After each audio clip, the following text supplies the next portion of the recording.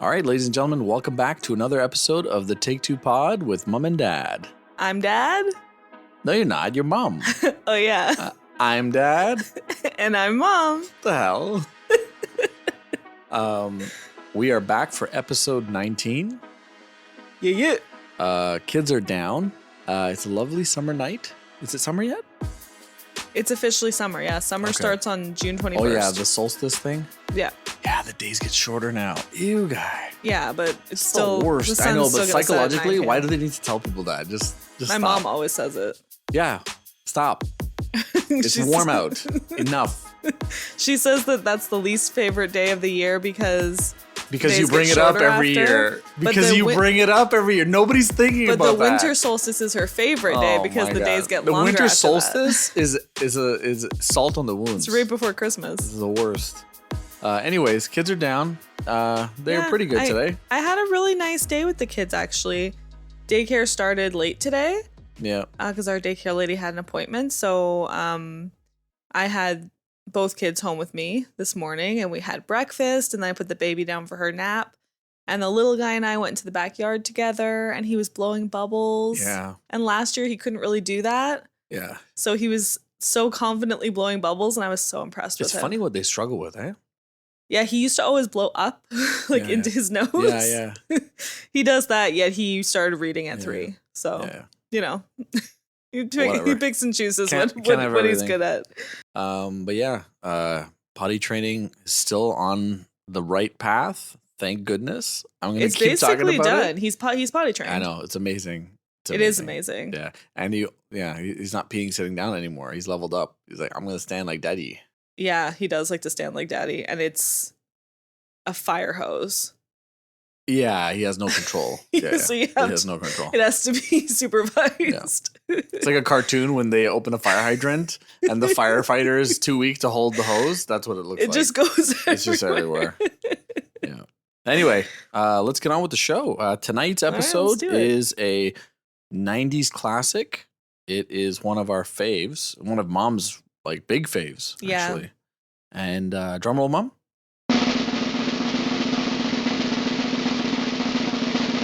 Do you like apples? Yeah. Well, I got a number. So how do you like them apples? That's right, everybody. This week we're talking about Good Will Hunting. Goodwill Hunting. Released in 1997, directed by Gus Van Sant, written by Matt Damon and Ben Affleck, and starring Robin Williams, Matt Damon, and Ben Affleck. And Minnie Driver and Stellan Skarsgård. Yeah, Some big cast. Big cast. very, very big cast. Of course, at the time, Matt Damon and Ben Affleck were not worth what they're worth now. No, Matt Damon had been in a few movies, but nothing that was major. So the synopsis for Good Will Hunting. Will Hunting has a genius-level IQ, but chooses to work as a janitor at MIT. When he solves a difficult graduate-level math problem, his talents are discovered by Professor Gerald Lambeau, who decides to help the misguided youth reach his potential. When Will is arrested for attacking a police officer, Professor Lambeau makes a deal to get leniency for him if he will get treatment from therapist Sean Maguire, who's played by Robin Williams. Does he attack a police officer? I thought he was beating the shit out of somebody on a basketball court. He was, and then when the cop came to grab him, he hit the cop. Oh, Yeah, that's what drew the line. And he's making like, a big mistake, Yeah. Yeti. yeah, you don't. Yeah, that's the one-way ticket. Yeah, definitely. But yeah, what do you think of the synopsis, Mom? I don't think it captures the magic. Yeah, it's a kind of a magical movie. It's almost make-believe. It's like I have it in a similar category of Forrest Gump. Like it's like such a 90s Just reverse though, super smart instead of oh my god, 70 good IQ. point. It's just like it has that 90s like magical feel good swelling symphony feeling. Sure, yeah. The budget for this movie was $16 million, and it rocked the box office with $225 million worldwide. It was a hit, and Mom mentioned it came out in 97, and it came out in December of 97, so it was going up against some friggin' monsters. Titanic, for one, same year. Oh my god, that is the same year. LA Confidential, Kevin Spacey, Russell Crowe, Donnie Brasco, Face Off, Oh, and As Good as It Gets. with It's just like fire, fire, Jack fire, Nicholson. fire. Yeah. So a lot of fire that year. A lot of Oscar movies. I mean, these two. I think Titanic was nominated for 14, and this was nominated for 9. But Titanic cleaned up. Won like 11, so. Titanic is a once in a lifetime movie. This movie is incredible too. Yeah. I think this movie's actually gotten more popular as time has gone on, like almost a cult classic. I would call it cult. I think it's just a classic. People love this movie. Yeah, it's just I guess cult classic is more so for movies that aren't that good. This movie is very good. Yeah, this movie is amazing. It's well written and well acted. Yeah. When did you watch it first, Mom? This is one of the ones where I have no clue. Not a clue. Eh? I don't remember, and I know that I didn't appreciate it until I was an adult. Yeah. Like I watched it in my adult years and was like, holy shit, this movie fucking slaps. Because again, it's similar to Forrest Gump. It was a movie from the 90s. It was on a lot. It was a Sunday movie that would come on the movie network every so often because it's. Yeah, it was on everywhere all day on Sunday TV, Saturday. Like it was just on movie network constantly. But yeah, so I was familiar with it, but I can't say the first time I saw it. Sorry. That happened last time too. You gotta. It's always get it together. The timer's always ticking. Tighten up. The timer's always ticking for the breast pumping. When was the first time you saw it? I heard about this movie a whole bunch. I never really cared to watch it, honestly. I watched it much later in life. I think I was like 20 or 21, and I watched it by myself, and it blew me away. I couldn't believe this gem of a movie was just sitting there, in plain sight. I could have watched it any time, and I just never did. It was one of those movies that, example, Misery. You showed me Misery the first time, and I think I was 23. Amazing, right? And I was like, wow, this is crazy. And this gave me the same feeling the first time I watched it. I was like, wow, Ben Affleck, Matt Damon, Robin Williams. I was like, wow, this is like, they wrote this? I couldn't believe it. And a lot of people still don't believe that they wrote it, eh? They think it's phony baloney. Well, it seems almost impossible because it's so intelligent. But Matt Damon is really smart in real life. He went to Harvard. Listen, Ben Affleck is smart too, but he acts like a dumbass in a lot of his earlier movies, so people just think he's dumb. Yeah, but like it's hard to kind of encompass in your mind how a couple of kids wrote this, but like sure. Matt Damon is actually very intellectual. I don't know as much about Ben Affleck, but like he got into Harvard. He's not a regular schmo. What do you mean he got into Harvard? Matt Damon went to Harvard. He went to Harvard? Yes. Really? Yes. Oh, I didn't know that. Yeah, I came across that when he's like actually very smart. I didn't look into Ben Affleck, but I'm sure he's no, but Affleck, if you ever watched him recently, he's talking about AI and how it works, and the guy is so schooled on it. People are like looking at him like, who's this fucking guy?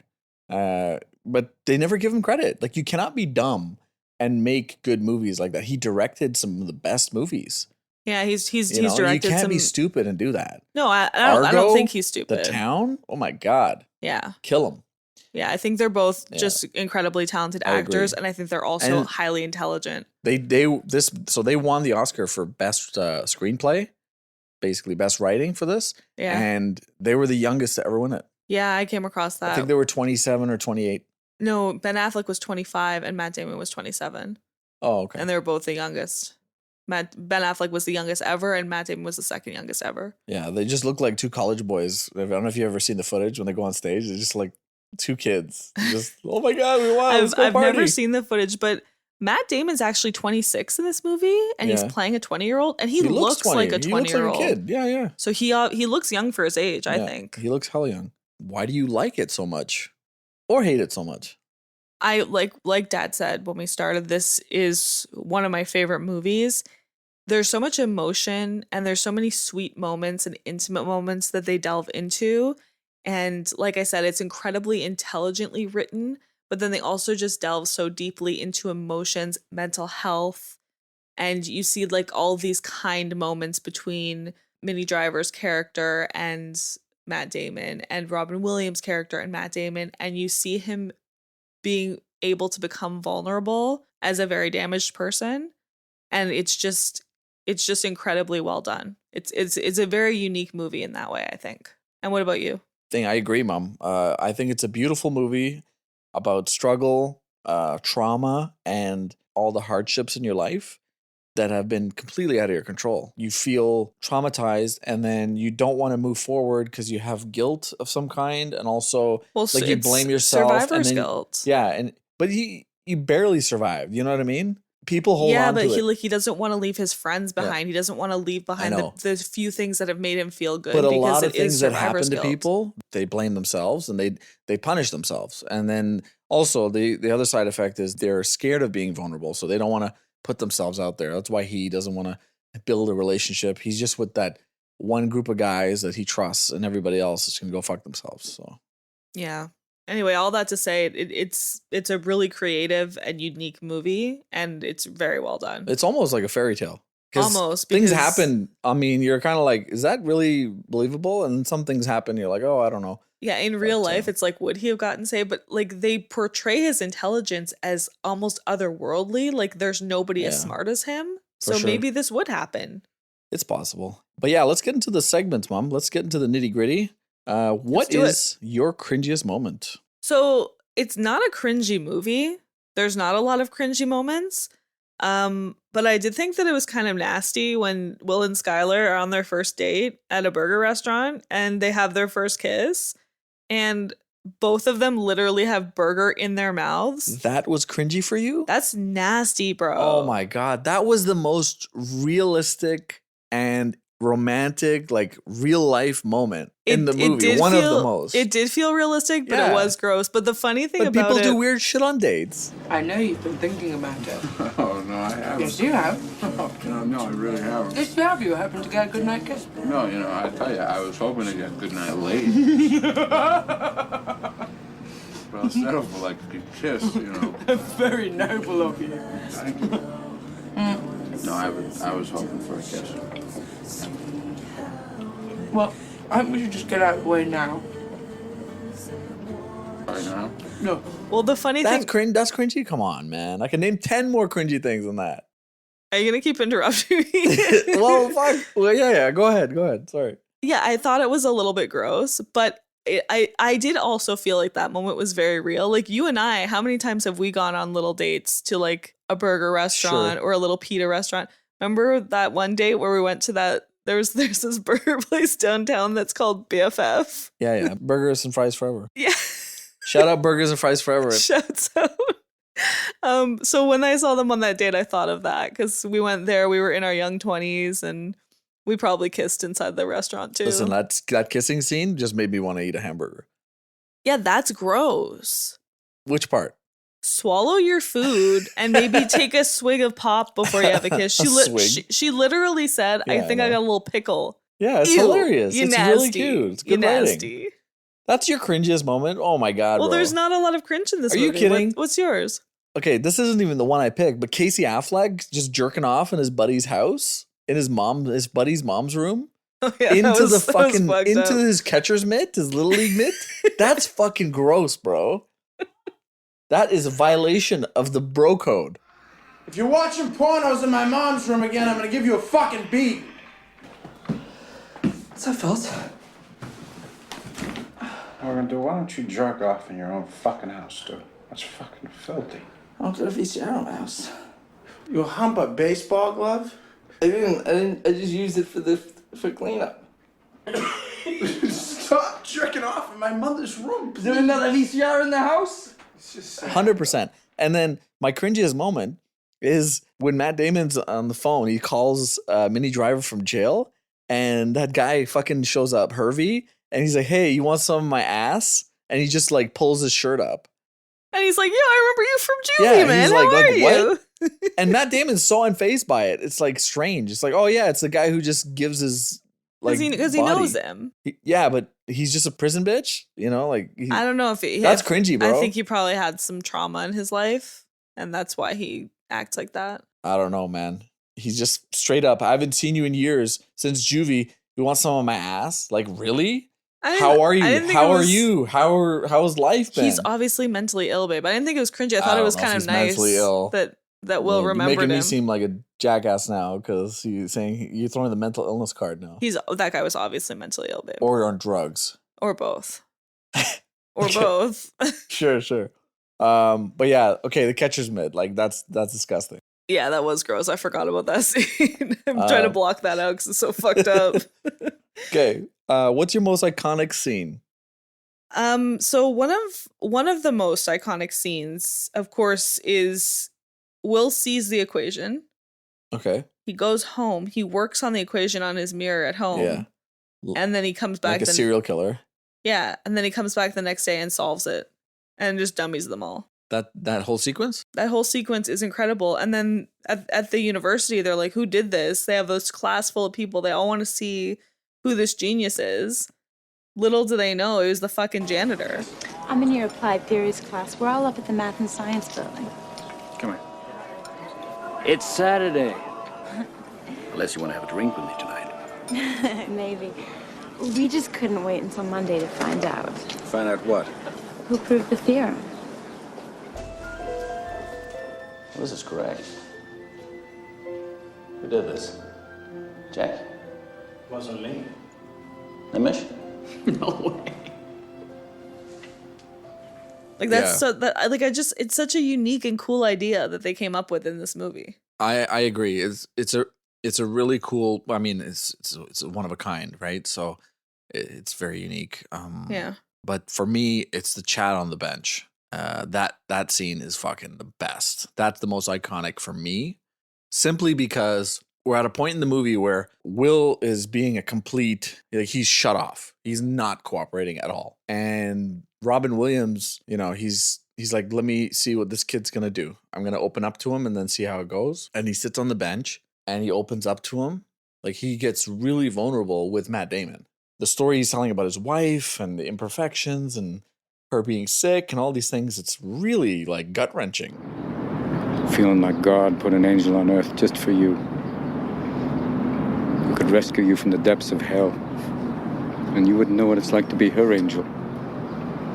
To have that love for her be there forever. Through anything. Through cancer.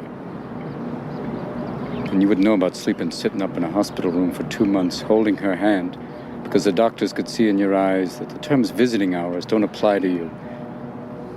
He says some really lovely things. But also that scene, that whole like location is super iconic. And everybody, like, they've spoofed it in other shows like Family Guy. They've spoofed it in a bunch of stuff. Well, So do you want to say why that location's so special to us? it's iconic because on our honeymoon, we went to Boston. We drove all the way to Boston.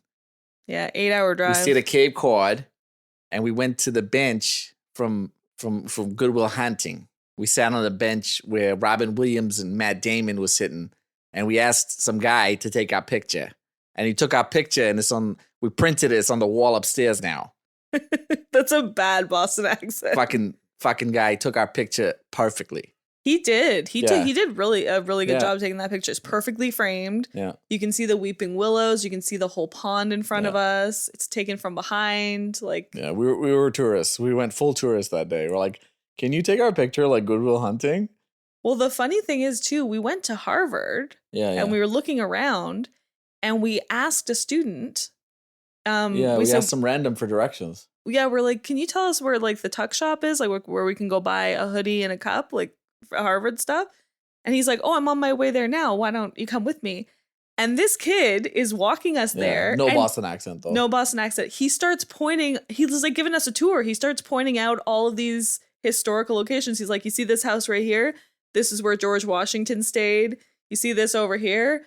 Benjamin Franklin has stayed there. He's pointing out statues, telling us what each statue means, what the importance is, all these different historical sites. Yeah. And walks us right to the I couldn't shop. believe it. The guy gave us a free tour and then he took us to the gift shop. And then he took us to the gift shop. But also, we were in Boston for a week and I heard a Boston accent once. And it was in the Dunkin' Donuts. No, when we were in leaving. Boston for a day and a half, and then we were in Cape Cod. I called for a Cape week. Cod.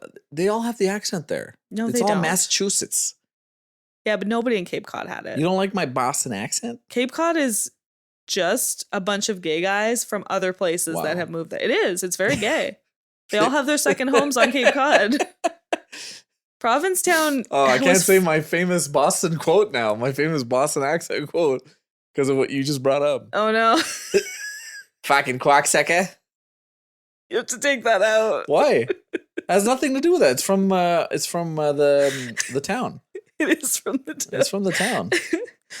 When we were in Cape Cod, there was a bank called Siemens Bank. Yeah, I and took a Dad picture. took a picture. I was of like, it. I'm gonna go make a deposit. So fucking immature. Anyway, the child on the bench is my most iconic. We'll call back. Yeah. Okay, let's get into quotes. All right. Okay, I got. Do you work out? Yeah, I do. Free weights. Yeah. What do you bench? 285. What do you bench? I don't get it. Like, what's Matt Damon is trying to make Robin Williams feel little. So Robin Williams is like 285. That's a lot. 285 is fucking heavy. Do you think he really could bench that much? He could. Robin Williams fucking worked out. He did free weights. That guy was ripped. Like he was jacked. He had some You strength. can't tell. He doesn't look like No, he's he's dad ripped. bod, but he has dad bod strength when he was alive. R.I.P. guy. He was a fucking Oh, goat. I love him. But yeah, he says 285 and Will immediately changes the subject because he's like, fuck. Like, oh, this guy fucks. Like, I can't mess with him. 285 is crazy for that age. For a psychologist. Well, you understand more because you used to lift. So 225 is 2 plates. Okay. The most I've ever done is 2 plates and 10s on each side. 245. That's the most I've done. 285 is almost 3 plates. That's crazy. That's good for him. Yeah. Good for him. Big boy tings. Okay, go. Sorry, I had to go see About a Girl. Oh. It was really sweet. But who's saying it? Which one? Either one. I like Robin Williams. Well, Will seems never. so genuine Will when he never says said it. it. He wrote it. Yeah, but Robin Williams seems super genuine when he says it. Well, he told this whole Well, the- story about this amazing game, The game 6. and Will's World like, Series. "I can't believe you saw that game." He's like, "I didn't see that game." Yeah. I told my friends. I gave them my ticket. I said, "I gotta go see About a Girl," and Yeah. give us a kiss. That's disgusting. Oh my god. That's such a good scene though, because you like is funny. She's chilling with his friends. She's funny. She's telling a dirty joke. Like, yeah.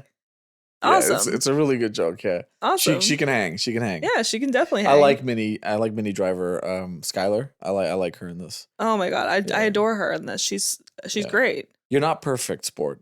And let me save you the suspense. This girl you've met, she's not perfect either. But the question is whether or not you're perfect for each other. That's the whole deal. That's what intimacy is all about. When he's talking to Matt Damon, Robin Williams, he's talking to Matt Damon about, letting this girl in and being in a relationship with her. It's really, And really, people's imperfections. it's really wise things that he's saying. And I'm like, Matt Damon and Ben Affleck wrote this? That's why people question it. It's so fucking intelligent. Yes, but they could have gone to other people. They could be drawing from advice that True. was given to them. True. Like, I'm sure they consulted mathematicians about all the mathematical stuff. They Yeah. didn't know that. I know, but like I have more here from Robin Williams. People call these imperfections, but no, that's the good stuff. And that's when you get to choose who we let in into our little weird worlds. That is so true. Yeah. Listen, when I met you, I have my quirks, and so do you. And we showed our quirks to each other, and we're like, oh, okay, I'm down, But there's been times where you show your true self to people, and they're like, what the fuck is wrong with you? Or, oh, they're into that? Oh, you're such a nerd. Oh, you're such a loser. Like you told me you were into, what is that? Anna Green Gables and those fucking porcelain dolls. When you were way too old to like them? I wasn't And way I was too like, old. okay, cool. I was not that old. I was 10. I But was 17. No, I was 10, but all of my friends were like, I was like, what did you get for Christmas? And they were like, clothes and makeup. What did you get? And I was like, I got 3 porcelain dolls. My life is complete. I was just like a little weird kid and watched Shirley Temple Yeah. movies and like wanted But to live that's in the a thing. different era. You told me, and I was like, all right, bet, let's go. Well, funny thing about Dad is when we started to realize that we were probably like we were going to get serious and we were Sure. going to take this relationship to the next level. Whoa, slow down. Get serious. Like, come on. Take it easy, man. Have Let's 2 take some kids. time. Let's take some time. 2 kids later. Anyway, when we decided that our relationship was going to get serious and we were probably going to be together forever, you started to act really silly. And I said to you, I remember we were in your kitchen in Barrie and I said, oh, you're so silly. And you said, I've been waiting a really long time for somebody to be silly with. I said that? That's some really lame shit. I said that? Stop. I'm just kidding. I'm just kidding. It was really sweet. I can't believe you remember that. Oh my god. Yeah, I have a lot of little moments in this noggin. Huh. I don't blame you. It's not about you, you mathematical dick. I love that line because he's right. Like he thinks in math. He doesn't think in feelings and how people's brains work, right? Well, he also there's two different like he's A brain and he's a type B brain. And they don't compute. They just don't. He also only thinks in terms of success and logic. Like he's like, I have this medal. That's all that matters. Yeah. I'm successful in my career. Robin Williams is like, I found love with a woman. That's like I was building Professor my personal Lambeau life. is just like hitting on anything that moves. Yeah, it's gross. Yeah. You wasted $150,000 on an education you could have got for $1.50 in late charges at the public library. When he's owning that fucking man bun ponytail dick at the bar. I wish they beat him up, but I guess they would have been vilified. They shouldn't have beat him up. It's better that he beat him with his brain. Yeah. Ben Affleck, how you like me now? My boy's wicked smart. Oh yeah, I love that line. Chucky, hey asshole. Will, what bitch? Chucky, happy birthday. So true. It's so sweet. They got him a car. Yeah, that was he's sweet. like, it's a good car. Good engines. Good car. Good car. That fucking car is a shitbox. And why does he hang out with those retarded gorillas, as you call them? Because the first thing that happened to him, he was abandoned by the people who were supposed to love him the Oh, most. come on, don't give me that Freud. Oh, no, listen, Jerry. And why does he hang out with those retarded gorillas, as you call them? Because any one of them, if he asked them to, would take a fucking bat to your head, okay? That's called loyalty. See? I love that fucking line. A bat to your head. Listen, Me I too. think a bunch of Robin Williams lines are ad-libbed because they're too funny. They are. He did They're ad-lib a lot. fucking hilarious, man. He did ad-lib They a are lot. so funny. Tomorrow, I'm going to wake up and I'll be 50 and I'll still be doing this. You're sitting on a winning lottery ticket and you're too scared to cash it in. Great advice from a great friend. Well, I love any time in a movie where a friend, like, basically father figures another character that doesn't have a father. I love that. And that's what he's doing to him. He's like being a parent to him. He's like, you're not going to waste this potential that you have. You're going to use it. So I love that line too. Hey, Will. I don't know a lot. It's not your fault. Don't fuck with me, all right? Don't fuck with me, Sean, not you. It's not your fault.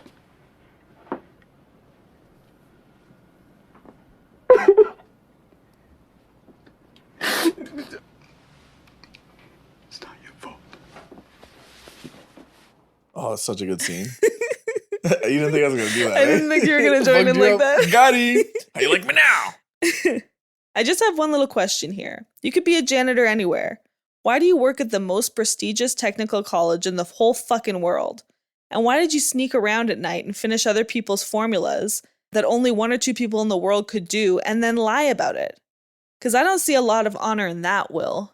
There's a lot of heavy quotes, heavy monologues here. Yeah, it's a lot. It's mostly Robin. Like half my quotes are Robin Williams. Matt, so Matt fucking Damon amazing. at the therapist. Now, no more shenanigans, no more tomfoolery, no more ballyhoo. Do you find it hard to hide the fact that you're gay? What is preposterous? Oh, what do you mean? Oh, okay. He like mentally destroys multiple people in this movie. It's really fucked up. He fucks up Robin Williams within 5 minutes of being in his office. As soon as he walks in the first time, he looks at everything. He insults his office. He insults the painting. He insults his collection of books. He's looking for something that'll make him tick, and the painting is a trigger. But I don't like that. Why does he have to shit to stir? Why do you have to ruin people's lives? Because he wants to get the fuck out of there. He doesn't want therapy. He needs therapy. He needs to face his trauma, but he just wants to fucking ruin everyone's lives in the process. Well, that's a lot of people who need therapy. They he think kind they don't of need sucks. therapy. Yeah, he's. Did you see the pictures? He got beaten to shit when he was a kid. No, I understand that, but just because you have trauma doesn't mean you have to suck. He's kind of a shitty person. When you're not well mentally, you don't have a choice. It just happens. I mean, come on. Cut him some slack, bro. You'll never have that kind of relationship in a world where you're afraid to take the first step because all you see is every negative thing 10 miles down the road. Who says that? Robin Williams says that to him. Do you know how easy this is for me? Do you have any fucking idea how easy this is? This is a fucking joke. And I'm sorry you can't do this. I really am, because I wouldn't have to fucking sit here and watch you fumble around and fuck it up. Do you know how easy this is for me? Fuck. You're right, Will. I can't do this proof. But you can. And when it comes to that, it's only about it's just a handful of people in the world who can tell the difference between you and me. But I'm one of them. Sometimes I wish I never met you. There's a meme with that scene, and I can't remember what the reason. Which one? I think it was like. Do you know how easy this is for me? Yeah. But opening a jar for your wife? Do you know how easy this is for me? Fucking pickles. Fucking potatoes. Comes up and asks me to open a Play-Doh container. I'm like, you know how easy this is for me? And I have to watch you fucking fumbling around with it. That's so mean. This little kid. I know. Just put it on my tab. You ever gonna pay your tab? I got the winning lottery ticket right here. I don't think it'll cover it. Yeah, but it'll cover your sex change operation.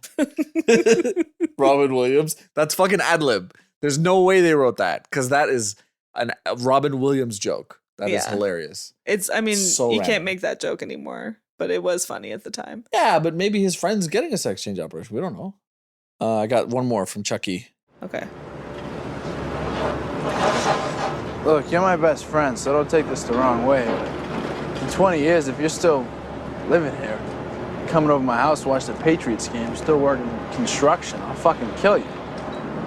That's not a threat. What? That's a fact. I'll fucking kill you. What the fuck are you talking about? Okay, is this movie classique or cancelled? What do you think, Mom? So this movie is obviously a classic, and it's a well-known piece of Hollywood lore too, because Ben Affleck and Matt Damon wrote the script and agreed to only sell it if they could star in the movie as well. Yeah. And it truly sounds like a fairy tale. The movie is incredibly well written and intelligent, and has become a classic part of 90s cinema. That being said, the character of Will is very problematic. Yeah. We were just talking about that.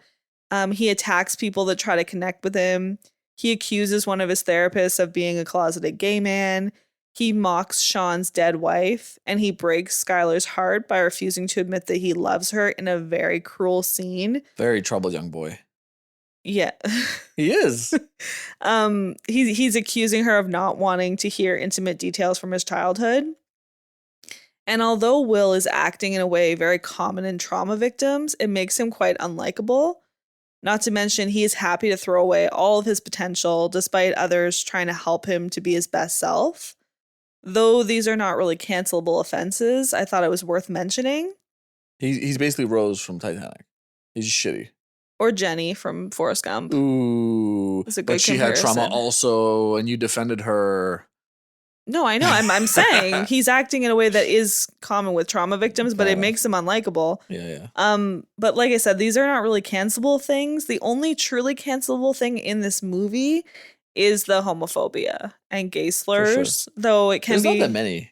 Couple. There's not that many, and it can be poorly. attributed to the times. But it's real. It's realistic. Like guys in that area and that education, living in the hood, they're gonna fucking make, offensive shit jokes all the time. So it's realistic. And even I'm not saying it's right. It's realistic. Yeah, and even later than this, that was accepted. The 90s was a turning point in gay culture, but it was not widely accepted yet. In 1997, I would say later there was a really big turning point, but the 90s was a time where it was starting to become more prevalent and more accepted. That's true. So, this movie is canceled. And I'll tell you why. The ending of this movie is not as triumphant as they try to make it seem. It's actually a tragedy, okay? Will, who's a troubled ass young man, as you clearly said, dealt with abuse, trauma, abandonment, leaves his lifelong support system of his buddies, stops his therapy abruptly, walks away from a job that could help him gain stability and improve his confidence and his life overall, to drive across the country to make amends with a girl whose heart he broke in like a really horrible way, with no job lined up, no coping mechanisms for his stress or trauma, not to mention in a shitbox that is not getting past the high-o. It's a pipe dream. Also, anytime you try to be ultra romantic in real life and like drive across the country, for something that isn't a sure thing, it doesn't work out. Okay, listen. Yes, he's leaving his support system, but he's leaving them for another lifelong support system in Skylar, who he It's could have a not family sure with. thing. He broke her Who heart. he could have a. Let me finish. She took off. Let me finish. Yeah. Who he could have a family with, later giving him more stability. He is taking his big brain with him. No, his big brain. He's thinking with his dog All he right has now. to do is walk into a university and talk to somebody in the math department. He doesn't have to do that though. He could stay in Boston. He can find her at school. At the school, she says she's going to Stanford, I think, and he can apologize and say, "Listen, I want to come visit you. I work now. I have a job. I can fly out and see you." Yeah, but that's And long if distance she's like, never "Go works. fuck yourself," then he's like, "All right, cool." I actually won't had come." that in the shower thoughts. Like, what if he drove all the way out there and she was like, "Oh, you fucking broke my heart. I'm not interested." That's what I mean. But let's imagine he gets there. She accepts him. They get married. He goes to the math department at Stanford, shows them how incredibly gifted he is, gets a job, has a family with Skylar, lives happily ever after in the Sunshine State. You think it's the whole point of him driving there is to like take the leap because he's afraid to take the leap?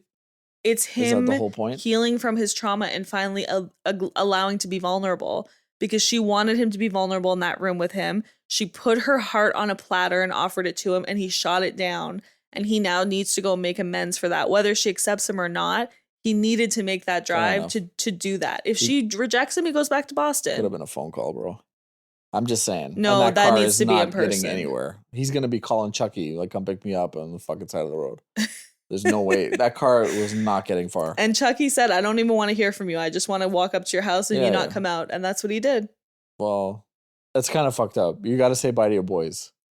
No, You don't just fucking leave your boys. They know he loves them. He'll see them again at some point. I guess. But he needed to dip like that I because it's guess. more poetic. But those are your boys from day one. They be jerking Agreed. off in your mom's house. Like, That's so nasty. okay. Party like it's 2026. Can I go first with this one? Yeah, go ahead. Okay, so if this was in 2026, Will would have solved the math puzzle on Professor Lambeau's math podcast. Will would have had a fuckboy haircut and been a bit more douchey. He would have deleted all his socials, packed his duffel bag instead of driving, and he would have jumped on a train to go across the country to go meet this girl, to see about a girl. He would have ghosted the tech industry and all the corporate job offers that he kept getting, which he kind of did in this movie. The romantic journey to go see Skylar would be considered stalking on a massive scale because he barely knew her. Okay, she would have posted it on her socials. They were dating. No, The fuck? yeah, but he broke her heart and then fucking drove, and he's like, "I'm here for you." It's like, what the fuck are you doing She in California? invited him. She said, "Come with me. I love you." Before he's like, "I don't love you," and then so she would have posted on her socials about her being stalked and how desirable she must be because she stalked him and he's so smart. That's my take on it. If it was 2026, it would have been Gen Z millennial bullshit. And yeah, that's all I got. Okay, so if it came out today, instead of quietly solving math equations left on a chalkboard at MIT, Will's solution would be filmed by a student on a smartphone, posting on TikTok, and turn into a viral sensation overnight. He'd instantly have an online presence whether he wanted it or not. Because someone would have caught that bitch. Yeah, that's true. On a smartphone. And the public library speech, Will's famous line about dropping $150,000 on education that you could get for $1.50 at the public library would be amplified globally online, turning him into a symbol for the modern student loan crisis. Yeah. Because now it costs a whole lot more to get those educations. Most people that go to Harvard, they either getting a free ride because they're so smart, or they just made of money. Yeah, but then there's all these people with so much potential that can't even go because it's way too expensive. Yeah, but it's, and there's a crisis there's now. other Like, people schools. can't pay off their student loans. There's doctors out there that can't pay. There's so much debt. Yeah. They can't pay for it. Well, so something has to change. I don't know what to tell you, man. Fucked up. It's bad here. It's worse in the States, the amount of money you have to spend. Okay, recasting. I got Anya Taylor-Joy as Skylar. What do you got for Skylar? Zendaya. Again, Zendaya? You don't know anybody else? No, I just really like her, and she'd be so good in that role. She's overexposed in your world. Like, you gotta stop. No, I love her. Okay, Mina Massoud as Will Hunting. I'm gonna zag. You know who that is? No. He's the guy who plays Aladdin in the remake. He's a young Way guy. too old. What are you talking about? He's fucking young. He's You in don't his even know 30s. what I'm talking about. No. Yeah, Anya Taylor-Joy is 32. Like, Will Hunting is 20. Anya Taylor-Joy is the same age, bro. He's young. Yeah, I think she's too old too. Okay, who do you have for Will Hunting? I said you have to go with an unknown. This is a career maker. So you don't have anybody? No, it has to be a brand new person. No. Yeah, Mina Massoud is pretty brand new. He was in Aladdin, then nothing else. The guy would have been amazing for this. I just think and he's a too minority, so it'd be even more interesting. Because he'd have different kind of abuse and different kind of trauma. old. That's true. That would make it a little bit more unique. But he's too old. I got Christoph Waltz as Sean Maguire, the therapist. Okay, hear me out. That's good. I like that. He'd be like, "Are you not sheltering your friends under these floorboards? I don't Point think out to me where they are." I did fuck off. I don't think he's Monsieur Hunting. I don't think he's warm enough or funny enough. You haven't seen him in other movies. He's very warm. And in Django, how friggin' cuddly was he with Django? He was cuddly, but hear me out. I have a wild card for this. Go. Just say it, bro. Is it unknown? Jack Black as Sean. That's all the time we have, folks. Thanks for listening to the Take Two Pod with Mom and Dad. No, hear me out. Jack Hear me out. Black. I have seen him in like more dramatic roles. He can act and he's hilarious and he's very cuddly and has that warmth to him. He could easily be somebody grieving over his dead wife. I think he would be amazing. My other candidate for Sean Maguire was Paul Giamatti as a therapist. I think he'd have been Because really of the holdovers? Oh, because he's a teacher? No, because he's just that warm and cuddly kind of vibe. He can play a professor, he can play a teacher, he can play whatever. It could work, but I really who you I got really for think Jack Professor Lambeau? Idris Elba. Really? Yeah, I got Robert Downey Jr. Okay, yeah, he can play a genius. Iron Man was a genius. Genius asshole. You know? I think Idris Elba could. Billionaire, playboy, philanthropist. Idris Elba, he can play very smart. He can, yeah. And he also can play big ego. Oh yeah. Because he has before. Yeah, for sure. He was a really good lawyer, like really hotshot lawyer in the Molly's Game. Remember? Yeah, and I just think of him. You know the music video Boasty? Yeah. Boasty. Boasty. Him in that video, he's so cocky, but I love it. to wrap it up, doing my thing. He DJs, you know that? I didn't know that, but yeah, just like him in The Wire, like he could play very smart, that's but very cocky. That's pretty good. But you didn't do Chucky? Recast Ben Affleck? Yeah. No. Oh, I got Jacob Elordi. Who? Jacob Elordi. I would just put Casey Affleck. He's too old. I know, but he's the little version of Jacob Elordi he's in what's it called? He's in the show. You know who would be the perfect Casey Affleck recast for this? Chalamet. He looks exactly like him with that fucking hair. Chalamet. Well, first of all, he's too famous to do a role that small at this point. Timmy. And second of all, he looks like too much of a rich douche to be playing a townie.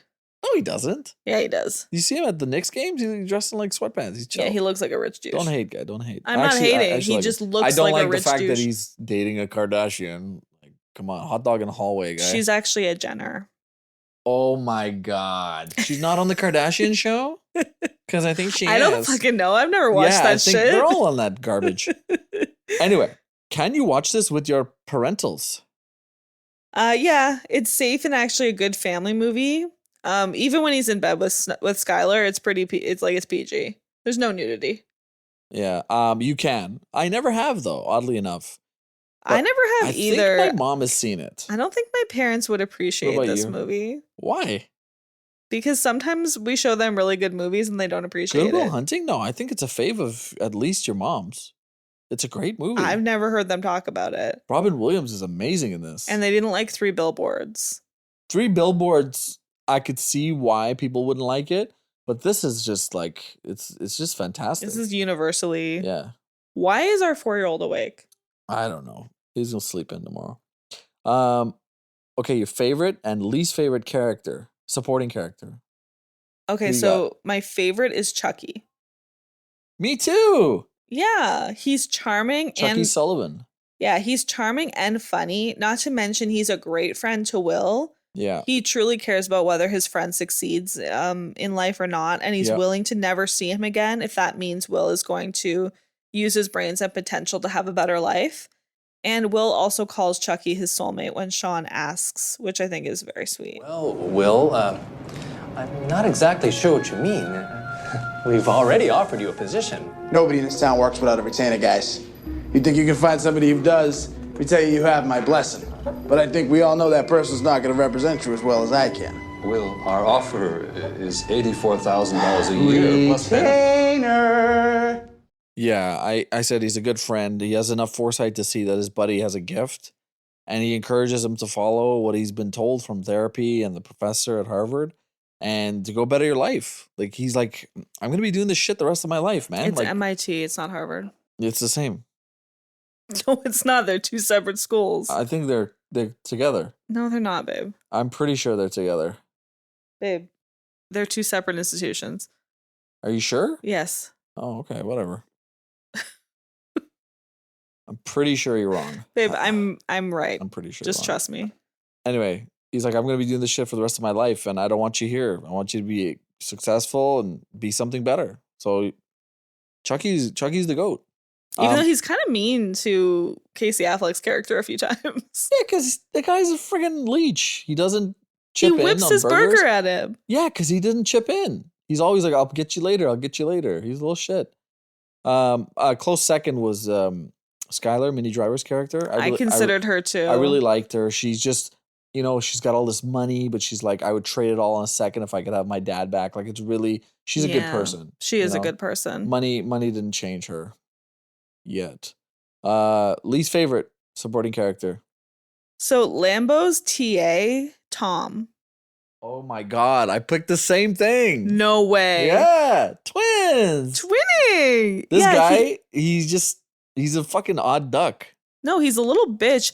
He has he has this hero worship of Lambo that doesn't help the man's excessive ego.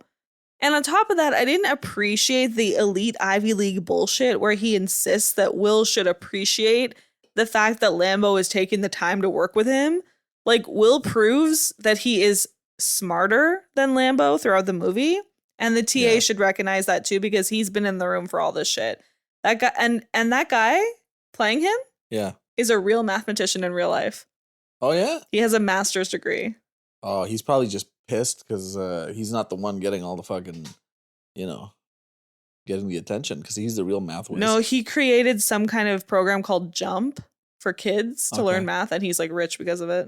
Oh shit. Yeah. I wrote, this guy seems, he's an odd duck. He doesn't really contribute, and I can't tell if he's jealous of Will or not. I think he is. Also, there's some kind of like, they're giving off like a sexual enslavement vibe from his professor, the way he behaves around him. That's what I'm saying. It's his hero worship. His professor is also a bit of a pervert, right? Because he's like, the mathematics, it's erotic, and yada yada. And it's Saturday. Don't talk to me unless you want to get a drink. Fucking Listen, scarf wearing creepy ass beach. If you think math is erotic, you're a fucking nerd. 2 + 2 is Ew. Math is literally the opposite of erotic. It's the biggest boner killer in the world. I have a remainder.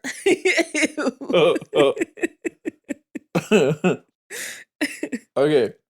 Cultural impact. Is there? Oh my God. I just have a question. Is there another movie that does the mathematics chalkboard epiphany montage before this? Like, after this, there was a bunch. There was Interstellar, The Martian, Beautiful Mind. They have all these mathematics montages. But I don't recall a movie doing this before Good Will Hunting. What? You didn't hear him just cry out, "Mummy"? No. That's you. Yes, for Dad. Man. Pause it. Okay, we're back. Little man wanted to use the bathroom. Did he go? Yeah, he had number 1 and 2. Oh, all right, buddy. Yeah. Did he ask for good poop. Smarties? Yeah, he's like, I want a chocolate egg. I said, no, buddy, it's too late. You can have it in the morning. Just remind me. He's like, call. okay. And then he went to bed. Oh, it's good. He was bone dry when he came out. Not even a little bit of remnants or nothing. Yeah, he's been doing well. Oh, yeah. It's amazing. Anyway, back to the show. All right. So for cultural impact, Good Will Hunting profoundly impacted pop culture by cementing the Boston working class genius trope, transforming Matt Damon and Ben Affleck into Hollywood royalty, and delivering an iconic therapeutic cinematic touchstone about overcoming trauma. Yes. And it's been spoofed a bunch of times in different movies. And they make fun of Matt Damon in South Park, the movie. Remember? Matt Damon. Matt Damon. No, that was Team America. The creators of South Park. Yeah, it was Team America. But yeah, you skipped over my whole thing. Is there another movie that does the montage, the mathematics montages? I don't think so. Because I think this started it. They always show like somebody doing advanced mathematics on the chalkboard, and the audience is like squinting at the screen, like I understand what's happening. Yeah, I get it. And then they have that eureka moment, and we're supposed to be like, yes, I know, we did it. Yes, congratulations. But I knew the mathematics. I could do it. It makes the audience feel smarter than they are. I feel it like it's a bit manipulative. I'm kind of sick of it now. Like, I'm so tired of movies telling me to do the math. Like, bro, people can't fucking do simple basic addition. You know, like, stop. Pull out your calculator to add like 30 to 20 just to make sure it's 50. Like, I'll give you an example. A Beautiful Mind. He's like, you just hear Russell Crowe. He's doing all these advanced calculations in his head of like chaos theory, and they're hitting on all the girls, and he's trying to figure it out. And then also, what's that movie? The Imitation Game does the same thing. And you're kind of like, okay, stop trying to manipulate me into thinking that this guy is just super smart. This is actually the least offensive version, because he just does it, and he doesn't. They don't have a moment where Will's just staring at the chalkboard, and then there's this like faded chalkboard, and then he's like writing for hours trying to figure it out. Well, that's why I was saying earlier, his intelligence in this movie is almost like mythical, because it's like he's on God mode. Yeah, he's like the smartest person they've ever met. He's playing in God mode. But yeah, cultural impact. I think this movie is the one that did it, and then every other movie is like, yeah, we need to do a mathematics montage, and everybody has it now. It's kind of annoying. I'm kind of sick of it, even though I love each movie that I mentioned. I'm just sick of the math. I still like the spoofs though. The spoofs are good. In the show Community, when the characters walks by the chalkboard with the really hard equation, he picks up the chalk, he looks at it, he puts the chalk in his pocket, and then he walks over to the water fountain and fixes it. There's never a podcast unless you quote fucking South Park or something, you know? No, it's Community. No, I know. It's either South Park or something like that. For spoofs. I also have the film helped destigmatize mental health care. Instead of a sterile medical environment, we have Robin Williams, who is very disarming, having intimate, chill conversations with Will and gently delving into the abuse of his childhood. And I think this movie may have helped people realize that confronting past abuse is the only way to allow yourself to heal and become vulnerable. Yo, this movie actually hits hard as somebody who grew up in rough neighborhoods. I think it hits harder for those individuals. No offense. Well, I had a wonderful childhood and I still love this movie. No, I know, but I think it's on a more personal level. If you've had friends like that, if you rode in shitty cars like that, if you guys were scrounging up a few quarters to go get lunch, you know, that this movie hits harder that way. Well, everybody's had a time in their life when you're broke as shit, like whether you're in high school, college, or whatever. Not everybody. Not everybody. Well, I have, and I can, but not everybody. I can empathize in that way, but I didn't have trauma in my childhood. I had a very nice childhood. Not necessarily trauma, trauma or just living in the hood like that, you know? Not to be a dick, but if you lived in the hood, you almost undoubtedly had trauma in your childhood. But that being said, show me a stronger person, I think. Show me a childhood with no trauma. Sure, but I think it makes you a stronger person. Because people who have like silver spoon in their mouth, no challenges, no difficulty in their life, in their teenage years, they grew up to be soft, in my opinion, and pretty useless people. Like they just don't know how to deal with adversity. You know, there's people who grew up really well off, but their parents were tough, and they dealt with adversity through their parents. I think it depends. It depends on the person. But Minnie Driver's character is kind of counter that. She grew up with money. She did have trauma. She lost her dad, but she's kind of doing her own thing, and she's trying to get an education. She's a smart girl. Well, that's what I'm saying. You can grow up with all the opportunities and with the money, and you'd still be a good, driven person who makes a difference and has a good life. But would she be as driven as somebody like? Well, going through trauma in childhood and having a hard childhood doesn't mean you're going to be successful, but overcoming it is more impressive. Yeah. I think we can say that. Sure. Because there certainly are a lot of successful people that did not have trauma. Yeah. Soundtrack. What do you think of this? I honestly, it's pretty forgettable. Yeah, but it has that 90s like swelling emotional symphony that I love. Yeah. And it's like whimsical. And it's a score by Danny Elfman. Batman. So I think that's him. Yeah, but this one's like this more swelling emotional one. Honestly, it's forgettable except for that one song that plays anytime a math question is being solved. It's that the theme of the movie. Honestly, other than that, it's that's plays what I'm saying. Like the symphony, the emotional. It plays a minimal part in this movie. And some movies, the soundtrack, the score really take it up a notch, which just goes to show how good the writing was.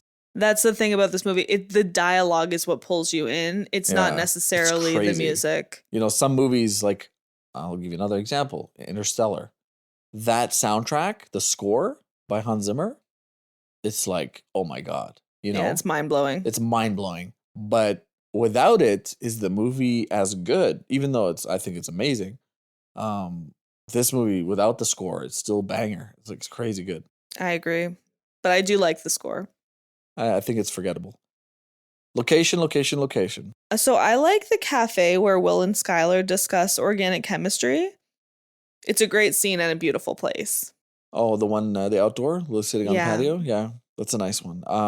It was tough. There's a few locations. Where is that cafe? It's right outside.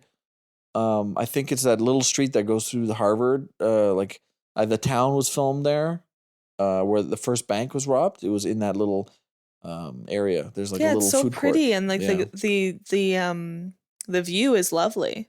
Yeah, it's really nice. My favorite location is it was tough. I was gonna say the park with the bench.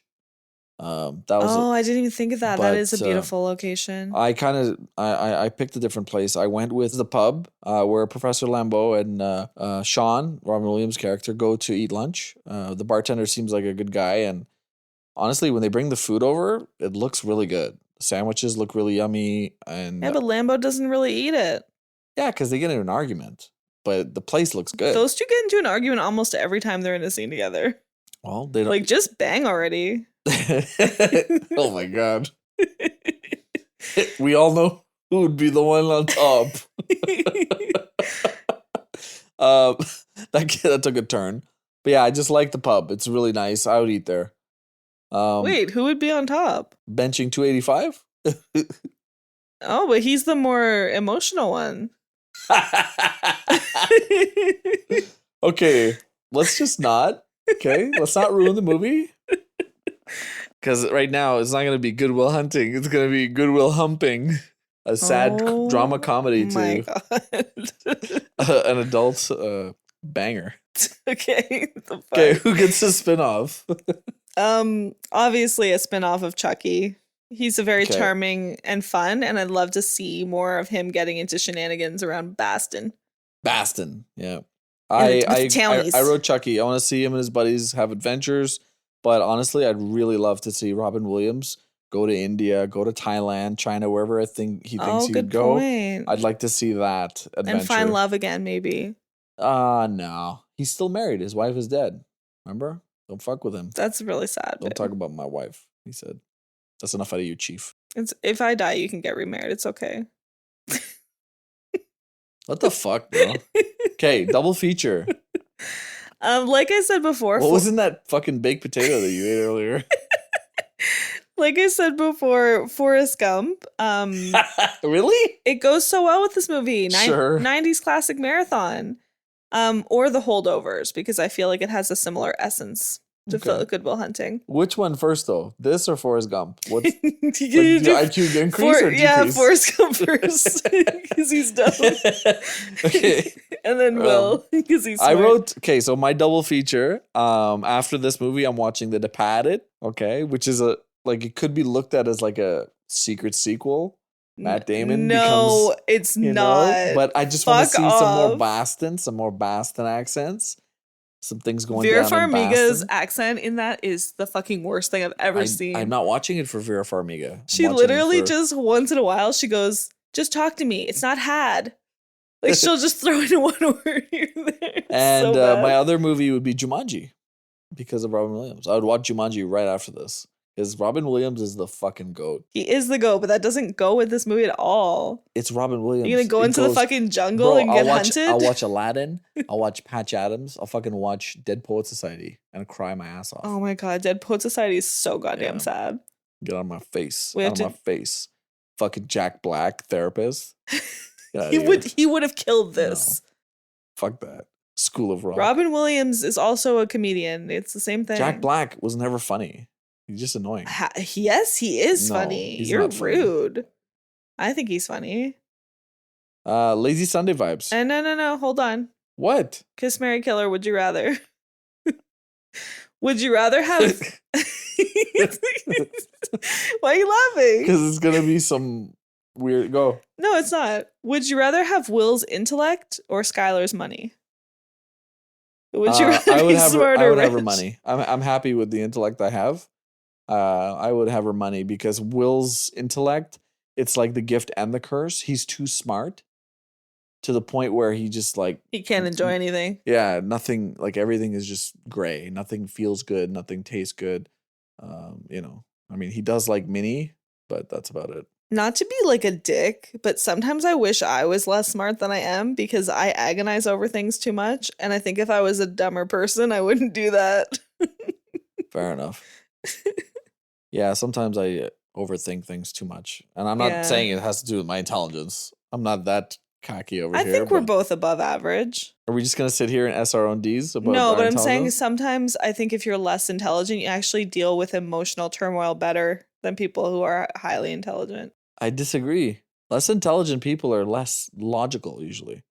When but less logical, I think they're less you get likely to upset agonize over shit easily when you're there's a clear path to a solution to things. Okay, this is a conversation for a different time. Well, why'd you bring it up? I'm wicked smart. I'm not saying I'm wicked smart. I worry too much because I'm smart. I'm just saying, if anything happens with our kids, I research it and then I agonize over it. That's anxiety. That has nothing to do with intelligence. I think the intelligence is a factor of it. Is this a Lazy Sunday movie? Yes. This movie has... Smarty pants. This movie has a very specific vibe, a 90s feel-good classic. The music, the actors, everything about it feels familiar, so it certainly can be enjoyed lazily on a Sunday. Yes, I agree. Genuine feel-good movie, unless you're Professor Lambeau. Yeah, it doesn't fuck you up emotionally. You might have a couple tears here and there, but it doesn't rock you. Also, if you're Professor Lambeau, if that's your name, and you're a professor at Harvard or MIT, I'm getting a Lambo. That's fucking gangster. And your plate just says Lambo. That'd be cool. That's fucking sick, bro. With this scarf ass bitch. That would be cool. Okay, movie Alias. What do you got? Bad Will Hunting. Rude Will Hunting. Rude. Will Hunting is an asshole. Whoa! What the fuck? Fear of abandonment. Will Hunting. You guy, you're a fucking dick. What's yours? Well, Good Will Humping is definitely going there. Oh my god. Will's Conjecture. Oh, you did real ones? Yeah, Will's Conjecture. It's something that cannot be solved, right? And he does math. He has his own. I don't like it. I don't like the way it sounds. Hunting the Enigma. Are these real? Well, yeah, hunting the Enigma, because hunting meaning he's the Enigma, and also looking for the Enigma or trying to solve it. You're trying to. Okay, fair enough. Dem apples. Dem apples and retainer. It's just called It's Not Your Fault. Can you imagine? Yo, why did you go after Will Hunting so savagely? He's a dick. Bad Will Hunting. Yeah. Bad Will Hunting. Just bad with a comma and then another bad. Okay. Bad boy. Best performance. What are you doing here? So let me just mention a couple of the performances that hit in this movie. So Matt Damon gives a career-defining... Matt Damon. Matt Damon gives a career-defining performance as a highly intelligent, though quite prickly, Will Hunting, portraying someone deeply scarred from childhood trauma, yet gifted with a rare level of intelligence, but unable to cope with his volatile emotions. It's a very breathtaking piece of acting because the way he portrays somebody with trauma is very believable. Yeah, it's almost like he had his own. Everybody does. Everybody has some level of trauma. Minnie Driver gives a warm and emotional performance as Skylar, as a goofy girl with a good sense of humor who is also incredibly smart and wears her heart on her sleeve. The scene where she offers her heart to Will and he shoots her down is some of the best acting of heart-wrenching agony I've ever seen. She was nominated for an Oscar.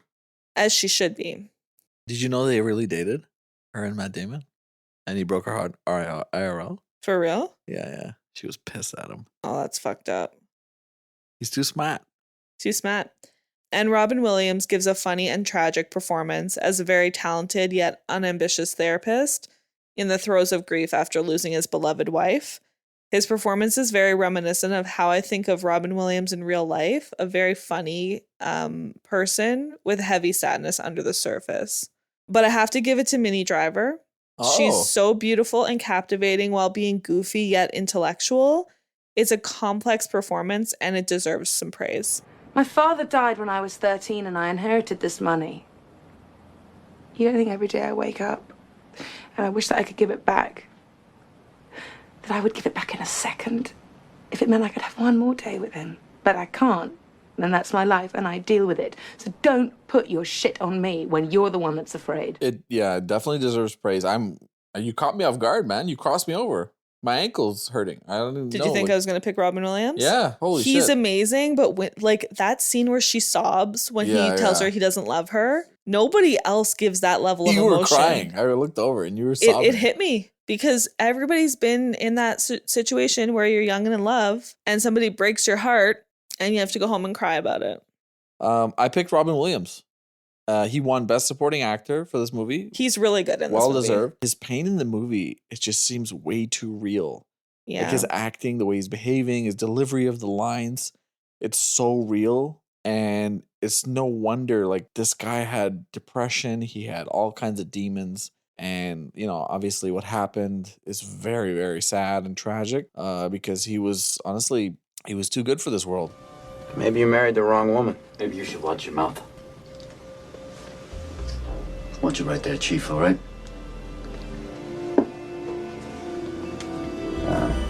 Well, that's it, isn't it? You married the wrong woman. What happened? Why'd she leave you? Was she, banging some other guy? If you ever disrespect my wife again, I will end you. I will fucking end you. Got that, Chief? Yeah, he famously struggled with depression. I think he was channeling it here. He has other performances like this where it's palpable. The emotions that he displays on the screen are friggin' Patch Adams, like the movies I mentioned, Dead Poets Society. He was just portraying his real grief, his real trauma, his real pain on the screen. Like the scene where he's talking about his wife on the bench. Holy shit, dude. Like Oscar winner, bang, bang. Like, let's go. Done. A++. I give it to him. Yeah, it's a very raw, emotional portrayal that he does. Very good. And like very I said, good. he has like this high energy, exciting, happy, joyful piece of him, but you can feel this like underlying sadness. Yeah, everything's sarcastic. It makes him disarming. Like I said, he's a very disarming person, even whether he's playing a role or not. Yeah, even his comedy is like that. Yeah. It's hard not to like him. All right. Shower thoughts, Mom. All right.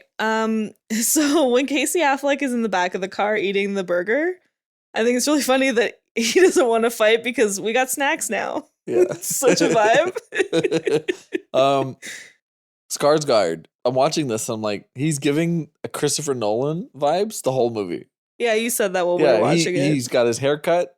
He's got his similar accent. They look alike. He's got a scarf with the jacket, and he's like Little giving scarf. Skarsgård is giving Christopher Nolan writing the script for Interstellar because he's working with math geniuses to make sure the science is correct for the movie. It's like, what? It's like an inception of something else. It's fucking weird. Yeah, that is. That's cool. How the fuck did the professor get a deal with the judge to let Will out? The fuck? He committed a crime. Yeah. So you're just like, he's smart, I'll look after him? He's not a fucking dog. You're taking out of the pound. He's been in and out of foster care and beaten up and stuff like that. So the professor's really highly renowned. So like he has a reputation. The judge is probably like, all right, you get one more shot. And he probably told him like, the guy's a fucking genius. Like, I guess, but and like, he is smart. He's talking to the judge, and the judge is like, you hit a co-op. That's it.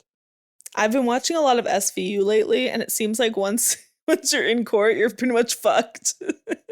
Oh, that's So I don't know how realistic it is that they would let him out. Yo, is Robin Williams, hot take here, is he a good therapist? He physically assaults his patient on the first visit, and then he has the gall to tell Matt Damon, I'll see him next week at 4:00. Like, bro.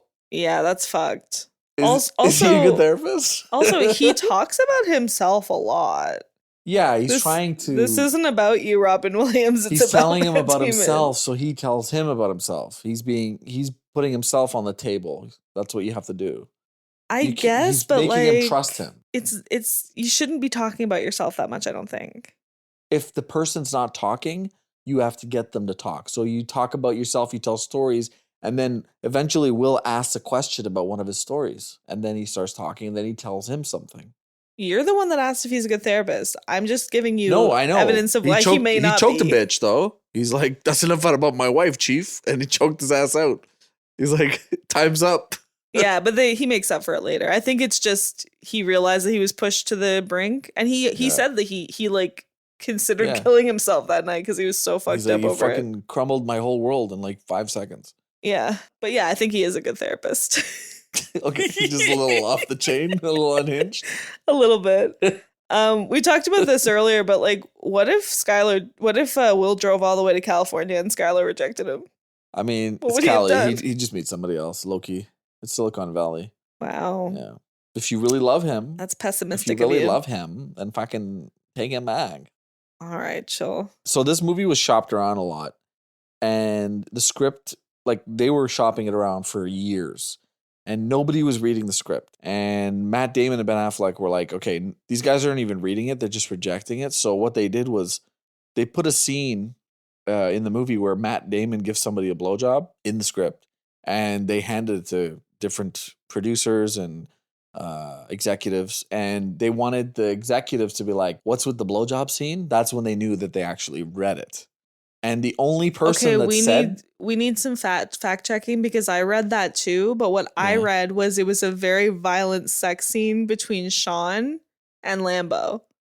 Oh, really? Which is why I thought it was funny that we made that joke earlier.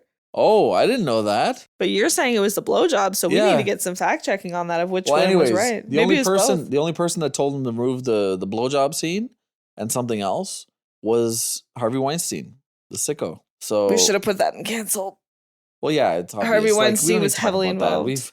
We've talked about it already. The Well, he guy's was heavily involved with Scary Movie too. The fuck? he's heavily involved in fucking most of Tarantino's stuff. He's just a producer. He's just sicko. But he doesn't Yeah. taint the movie. He didn't act in it. He didn't he just he helped the movie get funding. Who gives a shit about him? Let's not make this about him. This Yeah, movie's true. about Matt Damon and Ben Affleck and the actors. Yeah, he doesn't deserve the Fuck that notoriety. guy. But anyway, he was the only guy that read it. And then they're like, all right, let's make this movie on the condition of we take out that blowjob scene and the other thing. I had no idea about the gay sex scene between. Yeah, there's a gay sex oh, scene they put in shit. the middle because they knew nobody was reading it, and they're Okay. like, somebody is gonna mention this if Yeah. they actually read it. When your internet research is trash. Well, I don't know which one of us is Yeah, right. exactly. We're But probably both right. let's leave it as a mystery for the viewers Yeah. or for the listeners. It wasn't a blowjob or a sex scene. It was a hot oil wrestling match. Naked wrestling. So anyways, is this a prequel to The Martian? It could be. I mean, he's really smart. He's an astronaut in The Martian. And obviously he does math really well. He's smart enough to survive on Mars. So good that he survives on Mars for like, I think it was like 300 sols, which is like 2 or 3 years, something like that. Yeah, it's like 2 years. Yeah, and it could be a sequel. He drops his Boston accent. He wears glasses. He gets into botany. I don't know. Yeah, they don't really say where he came from or how it all started. So he could have been. Be. Secret sequel. Prequel, I mean. I love what Robin Williams says about marriage, of how like his wife used to fart when she was nervous. Yeah. And then he just talks about how people's imperfections are the good stuff. Yeah. What were you doing? I farted. No, you didn't. That was your mom. But I just like how he said that, because to be known is to be loved. And once somebody sees your weirdness and maybe even the bad things and loves you and is attracted to you regardless, it really is like the definition of true love. So I thought that was really sweet. So cheesy. But yeah, it's true. Also, is this a secret prequel to Interstellar? Fuck off. No, listen. Matt Damon's character in both movies, he's cynical, he's really smart, and he fucking ends up hating the world in Interstellar. He wakes up from being a baked potato in that cryo chamber, and he tries to kill everybody after.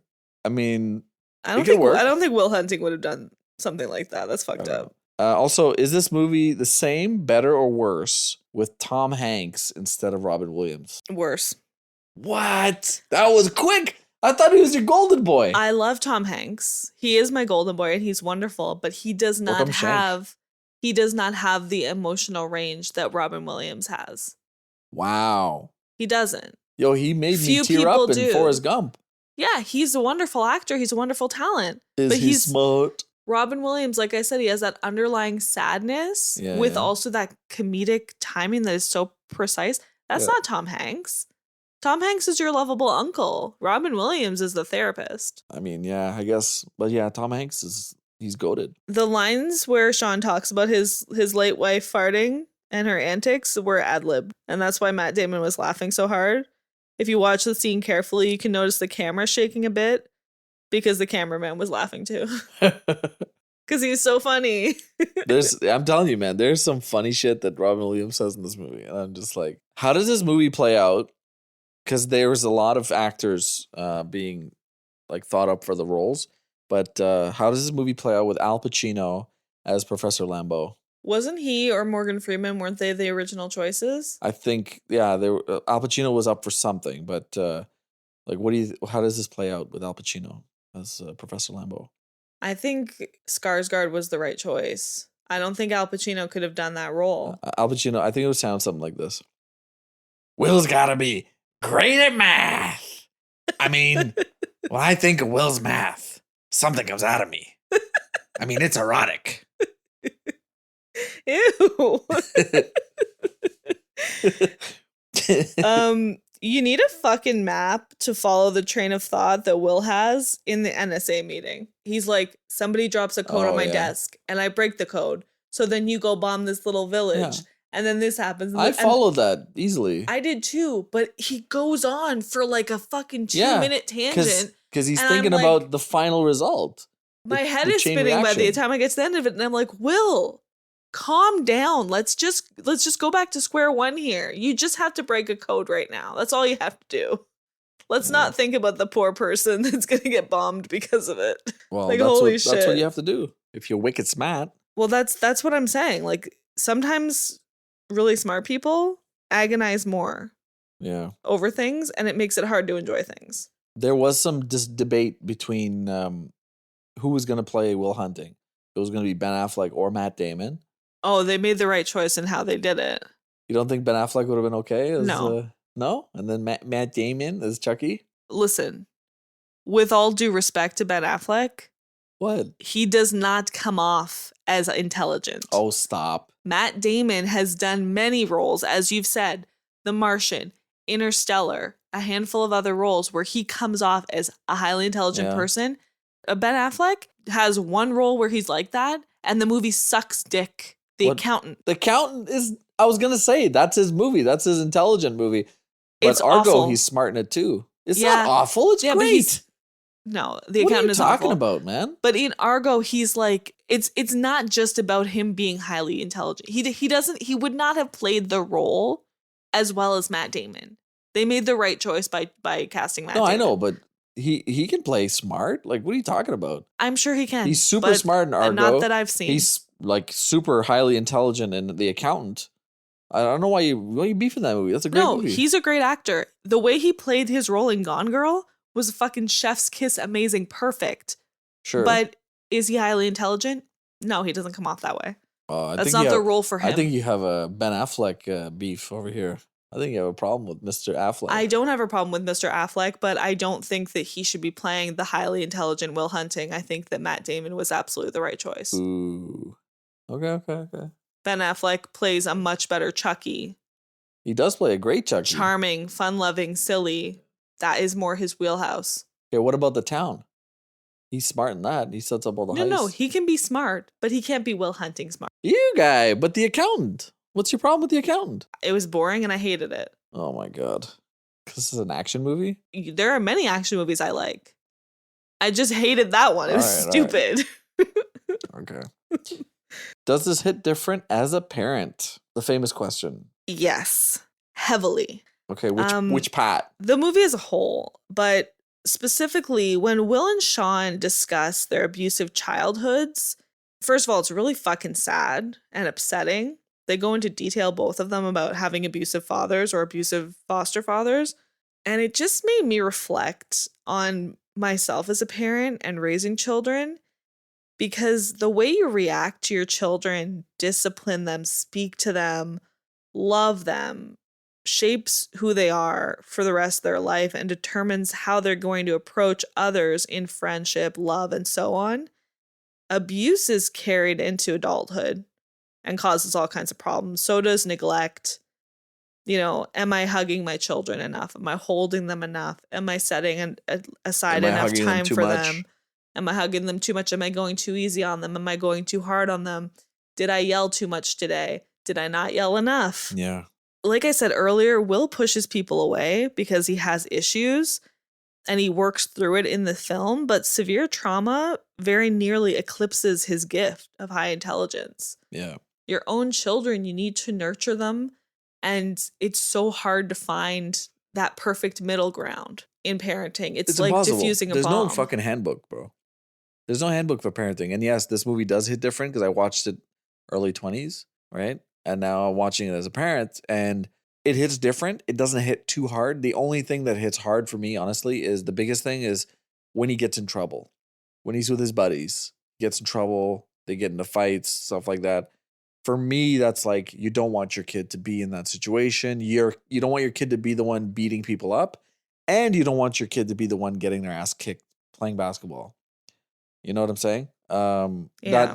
That's where it hits for me, and getting into trouble with the police. Also, if you have a kid that's smart or has potential, I'm not talking about Goodwill Hunting level, just any potential to be something, and you're like praying to God that the kid goes through and has ambition. So you're trying to instill ambition, resilience in your child so that don't become quitters, and they don't, they try things and then they stop after a while, like they quit after a month or two. You have to build resilience in your kids.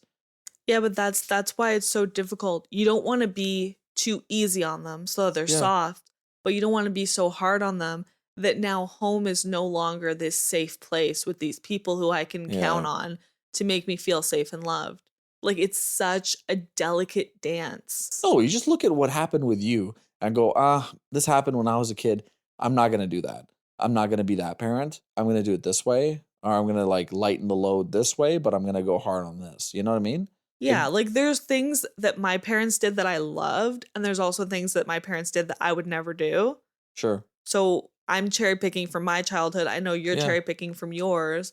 And then also you have to alter based on the person that your child is. You have to raise that person. Yeah. There's no one size fits all. I think you just got to steer your kid. That's it. They get to a certain age where they're moving forward. You just have to steer them. I and agree, try to but steer them and keep them on the track. That's it. I agree, That's all but you can do. while giving them some free will and power, and also just trying to not No free will, no trying power. to not traumatize No free them. will, no power. You study every night. You no friends, no TV, and you're balding by 13 from and, the stress. And what are you gonna say to them if they get stung by a bee? You'll get stung by B. Why you don't get stung by A+? Listen, there is nothing more difficult. Nobody's parents are harder than immigrant parents. Canadian, North American, first generation, second generation parents, y'all are just chilling. Yeah, I thought my parents Okay? were strict, and then I met you. You're either a tough parent or your kid's gonna be the fucking girl in that show, the Netflix show Crash. Like, yeah, she's 17. She moved out and she did drugs and she did mushrooms. Hey, what's the big deal?